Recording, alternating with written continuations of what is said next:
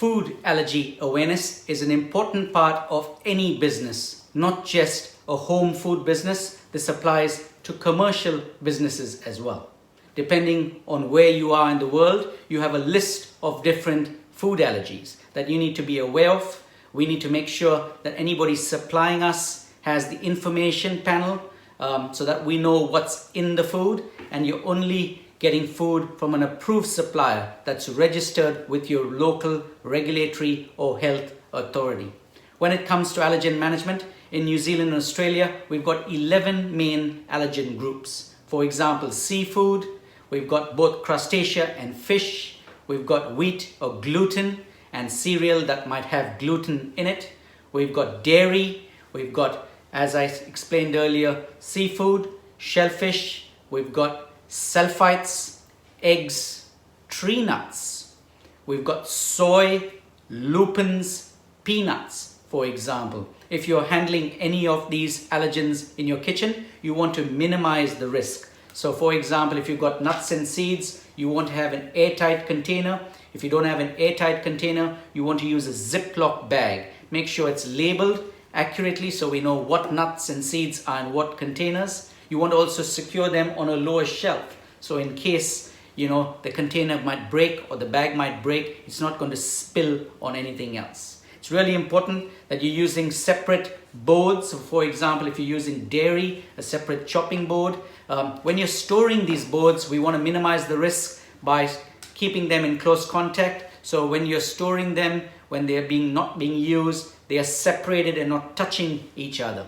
If you've got a customer with a gluten intolerance and you might be using gluten, for example, or gluten-free bread, you're going to make sure that you're thinking about all the small little things. For example, using a separate toaster if you're toasting their toast. Yeah? So those are some simple things that you need to consider when it comes to allergen management. In Australia and New Zealand and in lots of big countries in the world, we're really strict about the accuracy of our labels. So if, for example, you're using the word free or gluten-free or egg-free or dairy-free, you need to be genuinely 100% free.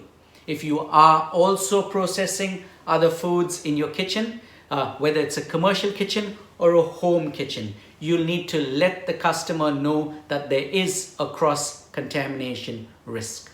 It's really important if the customer still goes ahead with the purchase and has made you aware of a food allergy or an intolerance, that you still take all reasonable steps when preparing that meal. So for example, if they request an egg-free burger and you're doing regular burgers on your griddle top, it's really important you're using a separate pan, a separate spoon or ladle, new gloves, washing your hands, all reasonable steps so that no egg gets onto that meal.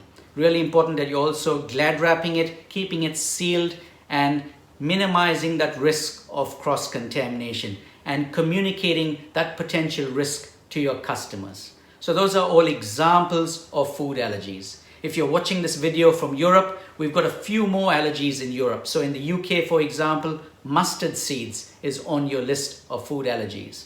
You've also got celery or celeriac on your list of allergens. So it's really important that you're aware of the main allergens in your geographic area of the globe, and you're letting customers know and you're letting them know what the potential risk is.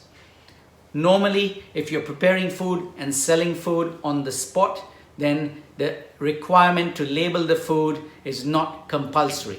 But we recommend that you always let customers know what are the main ingredients, what are the main allergens, so that they can make a really well-informed decision.